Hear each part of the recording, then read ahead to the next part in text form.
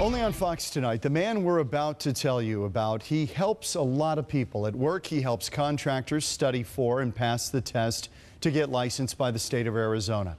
A regular viewer of Fox 10, he emailed us because he wanted to help even more people, men in particular.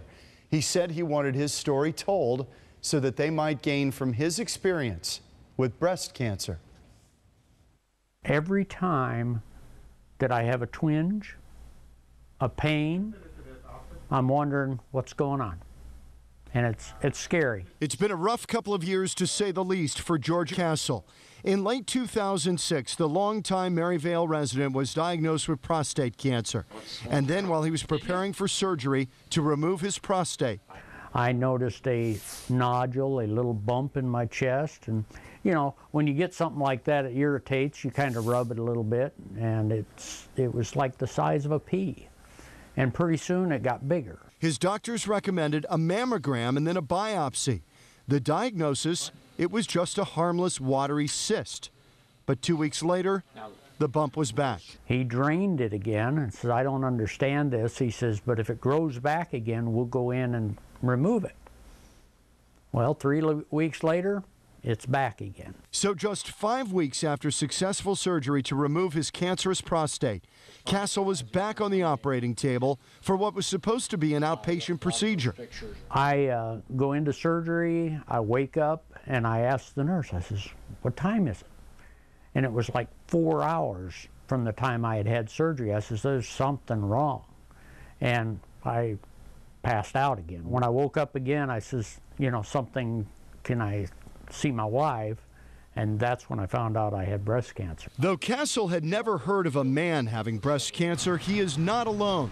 Each year, 2,000 American men are diagnosed with the disease. Phoenix oncologist Dr. Peter Mathern. Breast cancer in men is much rarer than in women.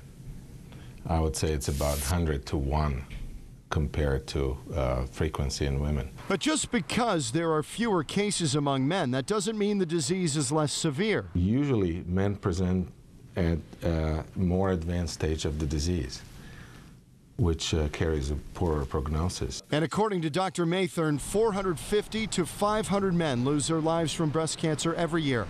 For Castle, a simple procedure had actually turned into a radical mastectomy. In this area, from here to here, from here to about here, I have no, just skin.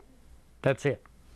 They had to remove all the muscle tissue in there. Following the surgery, Castle went through about 6 months of chemotherapy, and then it was another month of radiation.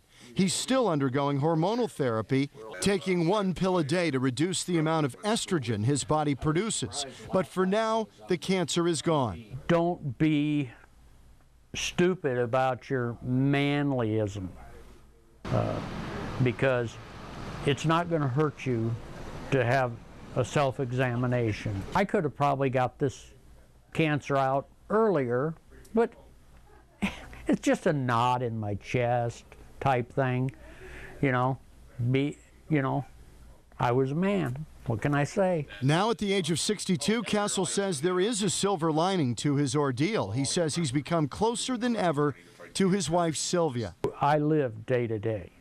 I don't sleep well, and so, you know, every day I get up in the morning and I say it's a new day and let's go get it. And he hasn't lost his sense of humor. I'm happy. I have, you know, I'm not blaming anybody for it. It happened, you know, and I'll survive. I'm not going to let my wife spend the insurance money. Smart guy. Castle goes to his doctor for a cancer checkup every 6 months. Still, they tell him there's a 50-50 chance that the cancer may return over the next 3 years. As for what may have contributed to Castle's breast cancer, Dr. Mathern says breast cancer in men is such a rare occurrence, there isn't enough data yet to make an educated comment.